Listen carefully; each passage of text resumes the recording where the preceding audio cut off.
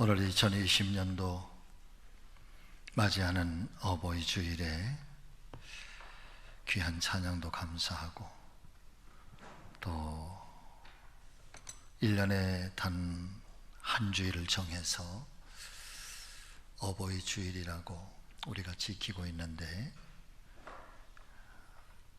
좀 좋은 선물을 드리지 못하고 아주 조그마한 카네이션을 달아드려서 아주 숭고합니다. 작년 거하고 같은 게 아니에요. 작년 거보다 더 좋은 거예요.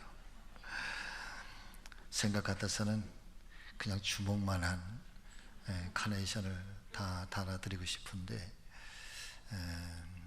그러지 못해서 죄송하고, 사회봉사부 쪽에서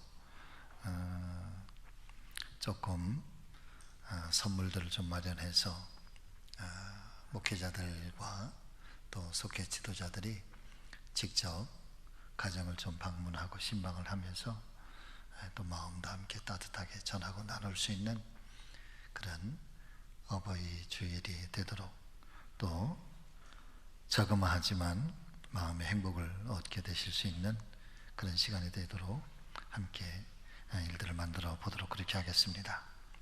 인사하시죠, 서로. 어머니 아버지 참 감사합니다. 자, 시작.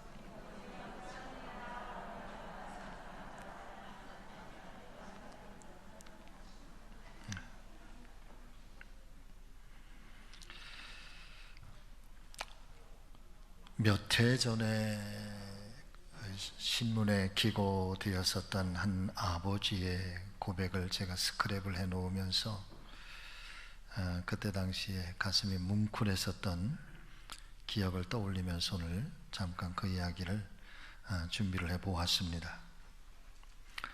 29살에 그는 연례의 시간을 기다려서 자식의 울음소리를 들었다라고 말해주고 있습니다. 부인이 산실에 들어간 산고의 고통을 치르고 있을 때 그는 문 밖에서 무려 14시간 동안을 초조하게 기다리다가 아기의 울음소리를 들을 수 있었다는 것이지요. 그리고 그때 경험했었던 기쁨은 살아오면서 한 번도 경험해 본 적이 없었던 기쁨이었고, 세상의 그 어떤 말로도 표현할 수가 없는 행복이었다고 합니다.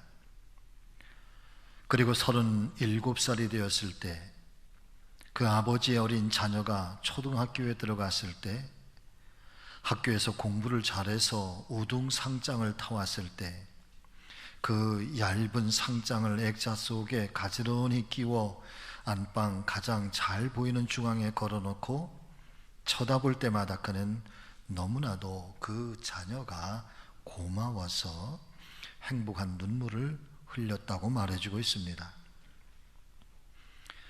그렇게 세월이 흘러서 그 아버지의 나이가 48살이 되었을 때, 이제는 자녀가 대학을 가기 위하여 입학 시험을 치르던 날, 직장에 출근해서도 하루 종일 일은 손에 잡히지 않았고 가슴은 울렁거리고 마음은 초조해서 아마도 자신의 생에 있어 가장 초조하면서도 긴장되었던 시간이었다고 그렇게 고백을 하고 있습니다. 그러게 또 세월은 흘러 아버지의 나이 53살이 되었을 때 그 자녀가 직장에 출근하고 첫 월급을 받았다고 저녁 때에 아버지 속옷을 한 벌 사갖고 왔는데 쓸데없는 돈 썼다고 나무라기는 했지만, 그러나 밤이 늦도록 그 딸이 사온 속옷을 입어보고 또 입어보고 만져보고 또 만져보면서 행복했었다 말합니다.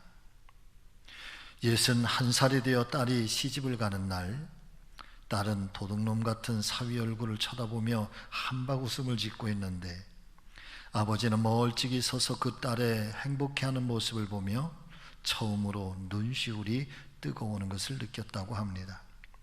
그리고 돌아서서 나오는데 러비에 있는 대형 거울에 비친 자신의 모습을 살펴보니 어느새 검었던 머리카락은 반백의 하얀 머리로 바뀌어 있었고, 얼굴에는 수많은 주름으로 가득했으나 그래도 마음만큼은 한시름 놓여지는 것 같아 그저 앞으로도 꽃길만 가는 인생이 되었으면 좋겠다 하는 바람으로 간절한 기도를 드렸다라고 이 아버지는 고백을 하고 있습니다.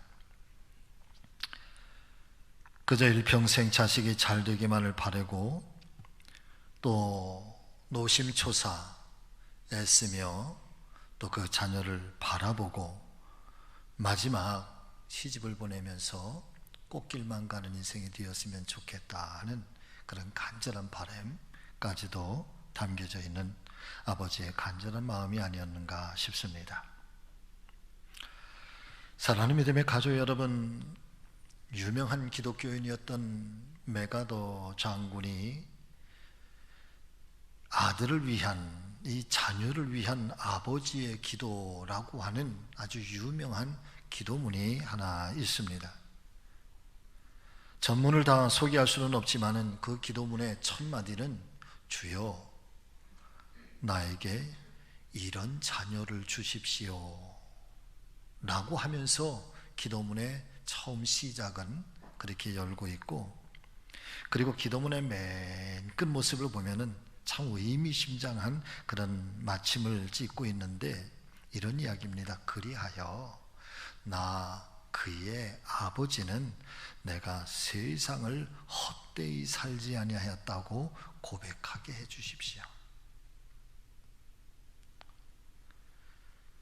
하나님 나에게 이런 자녀를 허락해 주십시오. 그리고 허락해 주신 이 자녀들이 이렇게 성장하고 이렇게 자라갈 수 있도록 하나님께서 붙잡아 주십시오 라고 하면서 맨 마지막 그렇게 성장하고 그렇게 자라는 그 자녀들을 보면서 그 자녀 때문에 내 인생은 결코 헛된 인생이 아니었구나 라고 고백할 수 있도록 우리의 자녀들을 그렇게 축복해 달라고 하는 아버지의 간절한 기도문인 것이지요. 어찌 보면 세상을 움직이고 세계의 평화를 위해서 수없이 많은 또 위대한 일을 감당해 왔던 이 메가더 장군이라고 하는 한 사람, 그러나 그도 한 자녀 앞에서는 소박할 수밖에 없는 아버지고, 그 자녀를 위해서는 소박한 그 기도를 드리지 않을 수 없는 그 마음, 그리고 그 자녀 때문에 내가 세상을 결코 헛되이 살지 않았다고 고백할 수만 있다면 더 이상 바랄 것이 없다고 하는 이 아버지의 마음은 사랑하는 여러분, 메가더만 아니라 우리 모두의 기도고 우리 모두의 마음이 되는 줄로 믿습니다. 오늘 우리가 함께 봉독하신 이 하나님의 말씀인 성경은 이렇게 말씀해 주시고 있습니다. 에베소서 6장 1절에서 3절의 말씀이지요. 자녀들아 주 안에서 너희 부모에게 순종하라. 이것이 옳다. 내 아버지와 어머니를 공경하라. 이것은 약속이 있는 첫 계명이니 이로써 네가 잘 되고 땅에서 장수하게 될 것이다. 특별히 이 말씀 속에서 강조하고 있는 이 하나님의 명령은 부모님을 향하여 순종하고 공경하는 것, 그것이 하나님의 약속이 있는 첫 번째의 계명이니 이 첫 계명을 잘 지키면 내가 잘 되게 될 것이고, 그리고 땅에서 장수의 복을 누리게 될 것이다. 사랑하는 믿음의 가족 여러분, 우리 모두는 잘 알고 계시지 않으십니까? 예수님께서 우리에게 말씀하셨습니다. 이 세상에서 가장 크고 첫째 되는 계명이 무엇일까? 너는 마음을 다하고 뜻을 다하고 힘을 다하고 심지어는 너의 목숨을 다하여서 주 너의 하나님을 사랑하라. 이것이 크고 첫째 되는 계명이요. 또한 내 이웃을 내 몸과 같이 사랑하라. 이것이 크고 둘째 되는 계명이라. 이 땅 아래 이것보다 더 큰 계명이 없느니라 말씀하시면서 이 첫 번째의 계명이 하나님을 사랑하는 것. 하나님을 사랑하는데 어떻게 사랑하느냐? 마음을 다하고 뜻을 다하고 힘을 다하고 목숨까지도 다하여서 하나님을 사랑하는 것. 그런데 오늘 이 에베소서 이 사도 바울을 통해서 우리에게 들려주시는 이 첫 번째의 계명에 대해서 말씀하시고 있는데, 이 첫 계명, 그것이 무엇인고? 주 안에서 내 부모에게 순종하고 내 아비와 어미에게 공경하라. 이것이 약속 있는 첫 계명이다. 바꿔서 말씀을 드리면, 하나님을 사랑하고 섬기는 이 크고 첫째 되는 계명과 하늘로부터 이 땅에 부여받은 어머니와 아버지를 향한 자녀들의 믿음의 도리가 여러분 서로 다르지 않다는 것입니다. 다 같이 아멘. 만일 내가 이 첫 번째 계명을 잘 지키게 된다면 반드시 내가 땅에서 잘 되게 하실 것이며 또한 장수하게 되는 복을 주실 것이라고 하나님께서는 엄중하게 약속을 해주시고 있는 것이지요. 재미있는 옛날 얘기가 있어서 좀 전해드리려고 합니다. 옛날 조선시대에 어느 어지신 임금께서 이제 나라를 통치하고 다스리는 중에 어느 날 서울을 떠나서 개성을 좀 방문해보고 싶다라고 하신 것입니다. 임금께서 개성에 오신다라고 하는 소문이 전해지기 시작하면서 개성에 살고 있었던 한 늙으신 어머니께서 아들에게 간곡하게 요청을 합니다. 내가 한나라의 백성으로 지금까지 살아오면서 한 번도 나라님의 얼굴을 뵌 적이 없는데 마침 내가 세상 떠나기 전에 나라님께서 개성을 오신다고 하니 내가 그 임금님의 용안을 멀리서나마 한 번이라도 뵐 수만 있다면 내가 여한이 없겠다.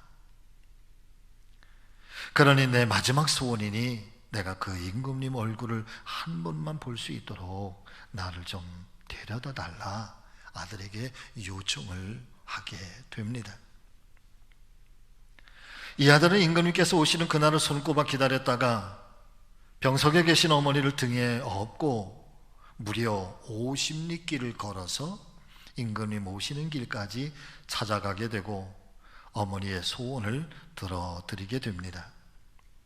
임금님께서도 그 길을 지나가시면서 백성들을 살펴보게 되는데 그 중에 눈에 띄는 한 장면이 있는데, 한 아들이 늙으신 어머니를 등에 업고 있는데 등에 업히신 어머니께서 하염없이 눈물을 흘리고 계시는 겁니다. 감격의 눈물을 흘리고 계신 거죠. 모든 일을 다 마치고 환공을 한 후에 신하들에게 말씀을 합니다. 내가 개성에 갔을 때 한 아들이 늙으신 어머니를 등에 업고 있는데 그 어머니는 그렇게 눈물을 흘리고 있으니 도대체 무슨 사연인지 그 모자를 찾아서 왕궁으로 좀 데려와 보려. 그러게 해서 이 아들과 어머니가 왕궁에 오게 되고 자초지종을 들으신 임금께서 그 아들의 효심을 보고 사랑하는 여러분, 금 100냥과 쌀 한 섬을 상으로 주었다고 합니다. 근데 이 소식을 들은 바로 옆 동네에 또 한 아들이 있는데, 이 아들이 그렇게 해서 큰 상을 받았다고 하는 이 소식을 듣고 옳다, 나도 좀 상을 받아야 되겠다, 나도 좀 돈을 좀 벌어야 되겠다 하는 요량으로 어머니를 사랑하는 여러분 원치도 않으시는데 억지로 떼를 쓰면서 무조건 내 등에 업히라고, 그리고 그 어머니를 강제적으로 등에 업고 마침 또 임금님 지나가시는 길을 기다리다가 그렇게 임금님 눈에 띄기도 했습니다. 왕궁으로 돌아가신 임금님 똑같은 현상을 보고 신하들에게 이렇게 이야기를 하지요. 내가 오다 보니 그와 같은 부모 자녀가 있었는데 그 자녀에게도 상금 100냥을 주어라. 그 신하들이 모든 상황들을 다 알고 나니 사랑하는 여러분, 임금님께 하는 이야기입니다. 임금이요, 이 아들은 아주 나쁜 니은의 놈입니다.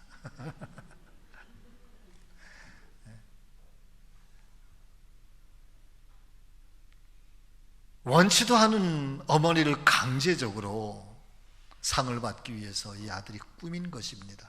상급을 주기보다 벌을 줘야 될 것 같습니다 라고 했더니, 사랑하는 여러분, 임금께서 하시는 이야기입니다. 여러분 같이 하시죠. 효도는 흉내만 내도 좋은 게 아니더냐. 상급을 줘라. 뭐라고요? 아니, 상급 말고 효도는 흉내만 내도 좋은 게 아니더냐.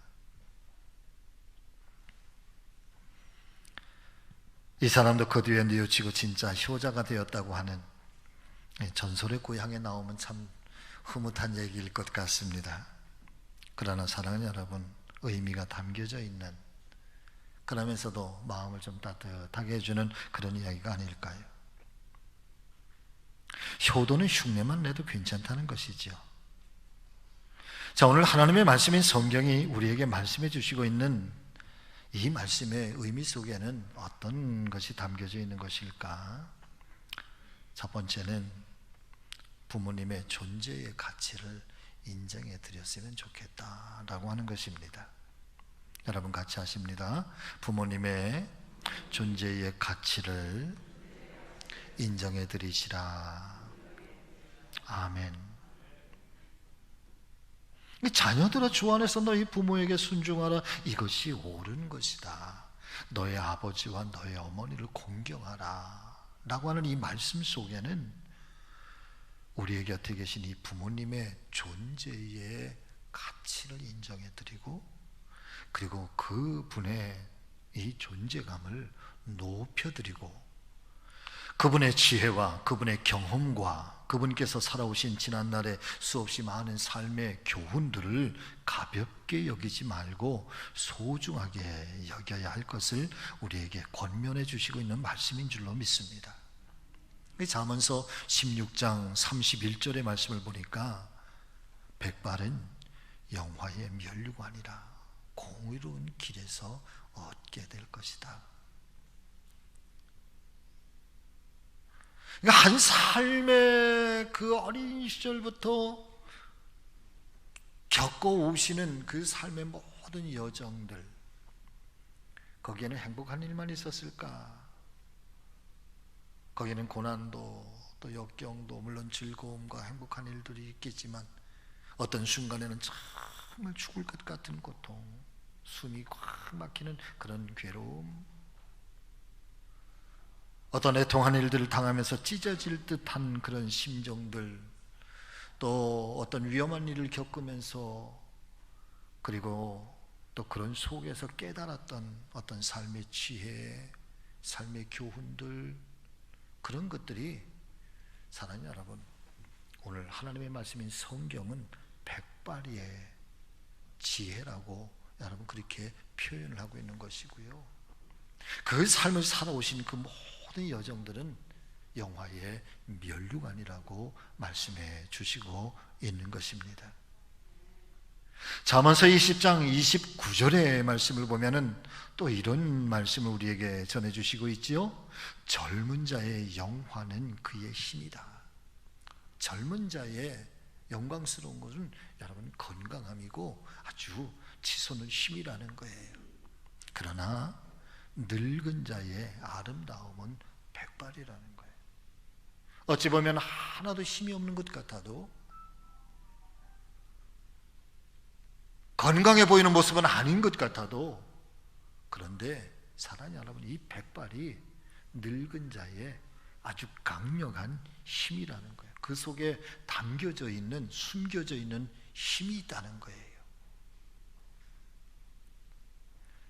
노인의 백발을 가리켜서 보물이라고 말씀해 주시고, 영광의 면류관이라고 말씀해 주시고 있는 것입니다. 왜 노인의 이 백발이 보물이 되는지, 영화의 면류관이 되는지, 영광의 상징인지에 대해서는 사랑하는 여러분 온전하게 설명이 되는 것은 아니지만, 그럼에도 불구하고 몇 가지 깨닫게 되는 것은, 첫 번째는 노인에게는 오랜 세월 동안 쌓아오신 인생의 참된 지혜와 경륜이 있는 것 같습니다.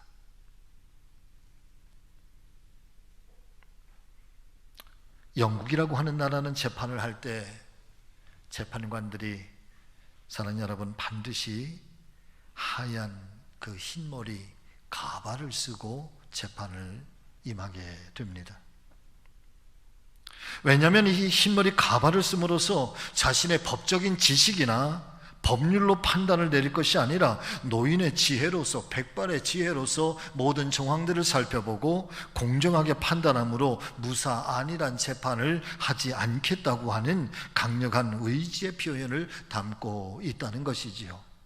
스스로의 검은 머리를 감추고 백발의 머리를 씀으로 말미암아서 자신의 짧은 인생의 경험, 그리고 자신의 잘못된 판단에 근거하지 아니하고 백발의 오랜 경륜과 지혜를 따라서 내가 그렇게 공정하게 판단을 하겠습니다 라고 하는 의지가 담겨져 있는 것이 법정의 모습이라고 하는 것입니다. 그렇습니다. 사랑하는 여러분들이요, 백발은 결코 감추거나 부끄러워할 일이 아니라 오히려 백발의 이 흰머리는 인생의 경륜과 지혜를 가늠케 하는 축복의 상징인 것을 믿으실 수 있기를 바랍니다. 그래서 그 존재의 가치를 여러분이 인정해 드리라는 거예요. 프랑스의 소설가 베르베르라고 하는 이 소설가는 아주 굉장히 의미심장한 이야기를 우리에게 이야기해 주고 있는데 이렇게 이야기를 합니다. 노인은 지혜의 샘이다. 그리고 노인 한 분을 잃는 것은 도서관 하나가 불타는 것과 같다. 여러분, 멋진 말이지 않으십니까?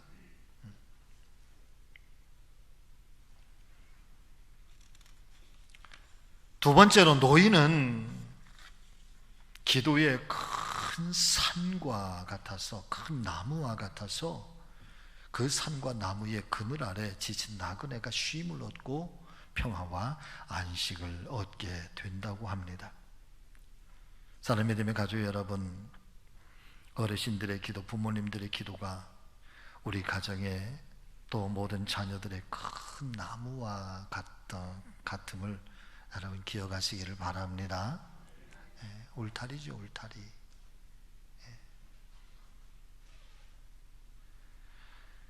그 하나님 말씀 중에 이 출애굽 당시에 르비딤에서의 이 아말렉과 이스라엘 백성들의 이 전쟁의 모습을 통해서 성경은 굉장히 중요한 메시지를 우리에게 전해주고 있는데, 애굽을 탈출해서 이제 가나안을 향해 나아가는 중에 르비딤이라고 하는 이 광야에서 처음으로 이방 민족 아말렉과 만나게 됩니다.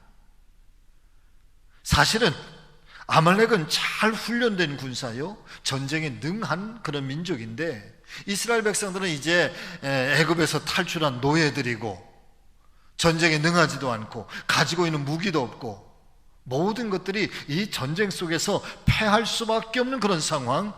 그럼에도 불구하고 이 전쟁에서 승리를 하게 됩니다. 이 승리하게 되는 배경을 출애굽기 17장의 이야기는 이렇게 전개를 하고 있지요. 여호수아가 산 아래에서 아말렉과 전쟁을 벌이고, 그리고 산 꼭대기에는 80 노인 모세가 손을 들고 하나님 앞에 중보하며 기도를 하고 있습니다. 시간이 점점 지나가면서 지친 이 모세의 두 팔이 점점 내려올 때, 그 전쟁의 모습을 성경은 묘사하는데, 모세의 두 팔이 올라가서 기도할 때에는 이스라엘이 이기고 모세의 팔이 내려올 때에는 아말렉이 이기게 됩니다. 이 상황을 눈치챈 아론과 훌이 얼른 산에 올라가서 모세의 양쪽에 두 팔을 받치면서 그 손이 내려오지 아니하도록 기도의 동역을 행할 때 모세는 여전히 두 손을 높이 들고 기도할 수가 있었고, 마침내 그 아말렉과의 전쟁에 승리하게 되는 그 역사를 성경은 우리에게 말씀해 주시고 있는 것이지요. 사랑하는 여러분, 저는 이 말씀을 가만히 묵상해 보면서 깨닫게 되는 것, 왜 성경은 여호수아의 이 젊음이 이 전쟁의 한복판에서 치열하게 싸워서 여호수아가 전쟁에서 이겼다라고 말하지 아니하고 모세가 두 팔을 들고 기도한 기도 때문에 이 전쟁에서 이겼다고 성경은 말해주고 있는 것일까? 한 교회 속에서, 한 가정 속에서 노인의 비록 몸은 연약하지만 그러나 두 손을 들고 하나님 앞에 기도의 큰 나무처럼 펼치고 있는 기도의 힘이라고 하는 것이 얼마나 강력하고 그 기도를 통해서 하나님께서 어떻게 역사하시는가 라고 하는 것을 성경은 우리에게 말씀해 주시고 있는 것은 아닐까?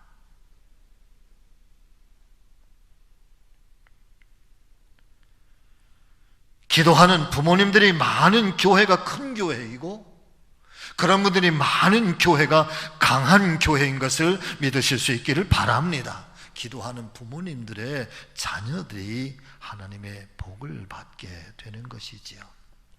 힘없는 노인이라 단식하시지 말고 사랑하는 여러분, 기도에 큰 손을 가지고 오늘도 기도에 큰 나무들이 되어주시는 우리의 부모님들이 되시기를 주의 이름으로 축복합니다. 자, 세 번째는 여러분 같이 하십니다. 노인의 셋머리 앞에서 너는 일어서라. 아멘. 자, 레위기 19장 32절의 말씀인데 우리 한번 같이 읽어보겠습니다. 너는 셋머리 앞에서 일어서고 노인의 얼굴을 공경하며 내 하나님을 경외하라. 나는 여호와이니라. 아멘. 자, 특별히 이 말씀을 묵상하면서 깨닫게 되는 큰 은혜는 하나님을 경외하라라고 하는 이 말씀보다 너는 셋머리 앞에서 일어나고 노인의 얼굴을 공경하라라고 하는 말씀을 먼저 우리에게 언급해 주시고 있다는 것입니다. 사랑하는 우리 성지교회 믿음의 가족 여러분, 저는요 우리 교회가 이런 교회로 소문이 났으면 좋겠습니다. 인사 잘하는 교회. 무슨 교회? 무슨 교회? 인사 잘하는 교회. 요즘에 현대인들이 얼마나 바쁜지 몰라요. 저도 엘리베이터를 가끔 이용을 합니다마는 엘리베이터를 이렇게 타면은 그 같은 동의 분들하고 이렇게 탈 때가 간혹 있잖아요.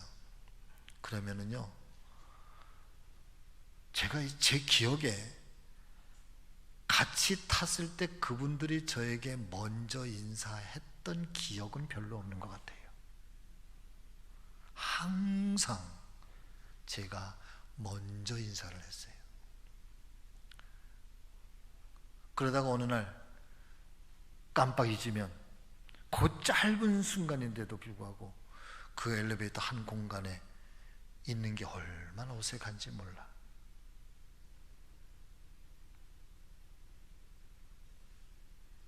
함께 사는 공동체 안에서 함께 살을 부딪히고 또 함께 밥을 먹고 함께 대화를 나누고 함께 웃음을 지으면서 사랑하는 여러분, 즐거운 인사를 나눈다고 하는 것, 그것도 마음에 깊은 존경심을 담아서 함께 사랑의 인사를 나눈다고 하는 것, 이것은 우리 모두를 행복하게 하는 일이고 우리 모두의 관계를 여러분 아름답게 회복시키는 지름길인 것을 우리 모두가 함께 기억하실 수 있기를 바랍니다. 그래서 저는 성지교회, 기도 많이 하는 교회, 참 아름다운 교회, 멋진 교회, 정경이 정말 최고인 교회, 역사가 있는 교회, 믿음 있는 교회, 부흥하는 교회 등등의 많은 이야기도 있지만 그 교회는 정말 인사 잘해. 정말 그 교회는 인사 잘해. 셋머리 앞에서 참 일어서는 사람들이 많아. 할렐루야. 저는 우리 교회가 그런 교회가 되면 너무 좋을 것 같아. 물론 여러분 지금도 잘해요. 주일날 아침에 우리 윤 장로님 저 앞에서 할렐루야 하고 손을 들으면 너무 좋아.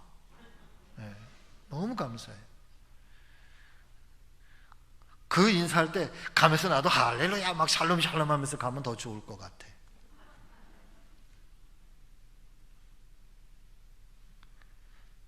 너는 셋머리 앞에서 일어서라. 특별히 어른들을 향해서 사랑하는 여러분, 깍듯한 마음을 가지고 존중하고 높여드리고, 그리고 그분 앞에서 가지런히 머리를 숙여서 공경의 마음을 표현하는 것. 특별히 하나님의 말씀이 왜 이와 같은 말씀을 성경 속에 기록해 놓고 있는 걸까? 여러분, 믿음으로 산다고 하는 것, 우리가 하나님의 사람으로 산다고 하는 것은 바로 이와 같은 삶의 지혜가 있어야 되는 게 아닌가. 성경은 그래서 말씀하고 있는 거지. 할렐루야. 네.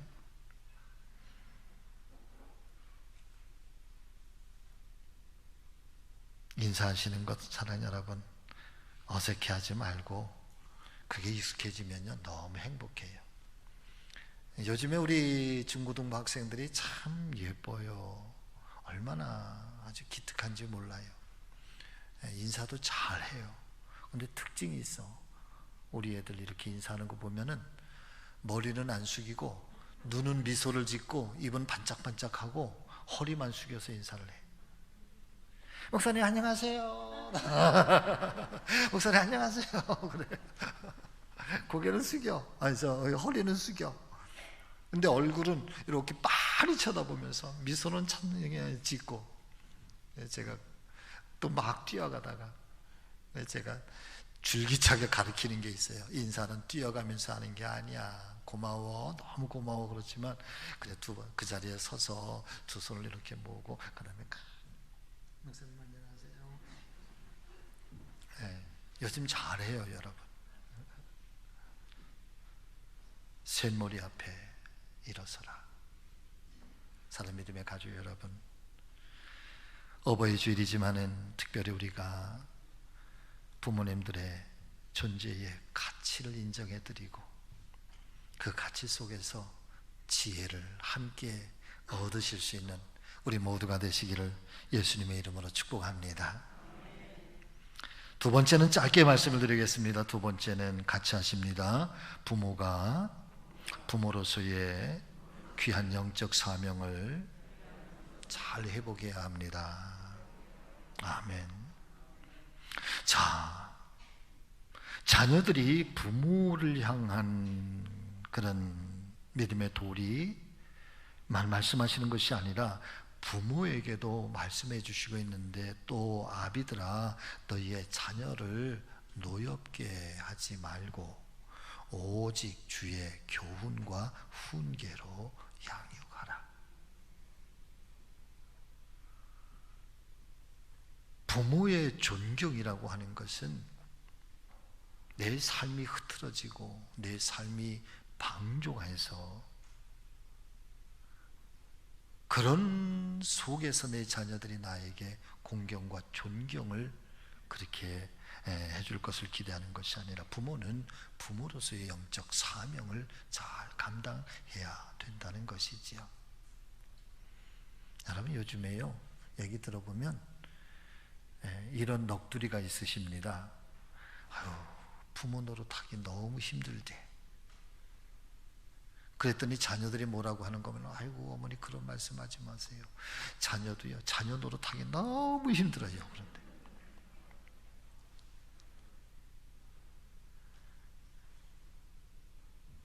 재미있는 얘기가 있더라고요. 한석봉과 어머니에 관한 얘기가. 옛날 버전은 한석봉이 글 공부를 하다가 집에 돌아왔잖아요. 어머니가 너무 보고 싶어서. 그 아들을 보면서 반갑기도 하지만 어머니가 걱정이 돼. 글 공부를 제대로 마쳤는지. 그래서 글 공부는 제대로 했느냐 그랬더니 아직 미진합니다. 그럼 나하고 한번 같이 한번 해보자. 그래 불을 끄고 어머니는 뭘 하셨습니까? 예, 떡을 쓰셨습니다. 그리고 그 캄캄함 속에서 아들 한석봉이는 글을 쓰지요.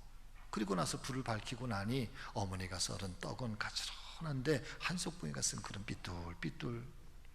그리고 그 밤에 다시 스승에게로 보내면서 마침내 그 한석봉이 사랑 여러분 당대의 명필가 되었다는 얘기 아닙니까? 근데 요즘에는요 그 이야기가 바뀌었더라고요. 한석봉이가 어머니가 보고 싶어서 내려왔더니 어머니가 묻습니다. 글 공부는 잘 했느냐? 아직 좀 미진합니다.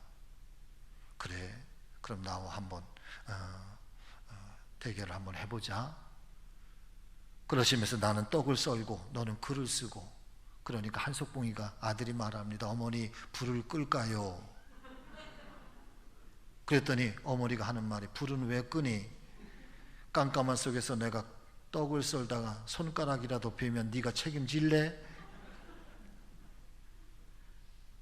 이 세대가 달라진 걸요. 그만큼 그러나 그렇게 세상이 달라지고 그렇게 문화가 바뀌어진다고 해도, 세상이 달라지고 변한다고 할지라도, 사랑하는 여러분, 변할 수 없는 하나님의 진리의 말씀인 성경이 선포하는 것은 부모에 대해서 순종하라는 것, 부모에 대해서 공경하라는 것, 샘머리 앞에서 일어나라는 것, 백발의 면류관 앞에서 사랑하는 여러분, 자녀의 도리를 다하라는 것. 그리고 부모는 부모로서의 자녀를 오직 주의 교양과 훈계를 통하여서 양육하라고 하는 것. 사랑하는 여러분, 이것은 세월이 아무리 지나가고 문화가 바뀌고 풍조가 바뀌어도 하나님의 말씀이 우리에게 주시는 준엄한 하나님의 약속의 말씀인 줄로 믿습니다.